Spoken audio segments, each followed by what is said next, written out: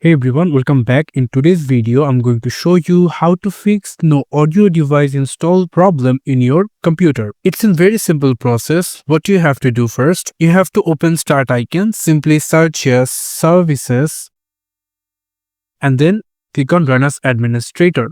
And then your services window will be open and then you have to look for the driver named Windows Audio. So if you select any of them, type W, it will going to redirect you to the W section, and from here you have to find out Windows Audio. And you can see in my computer it's running and it's automatic set it. If in your computer, if it looks like this, and then you have to come over, click on the right mouse button, click on the properties, simply check startup type as automatic and simply start the service status and then simply click OK. Now if you just close it, and then you're going to find out that your no audio device install problem is solved right now. Thank you so much for watching. If you have any problem, then simply comment below. I'm going to help you with the Windows solution.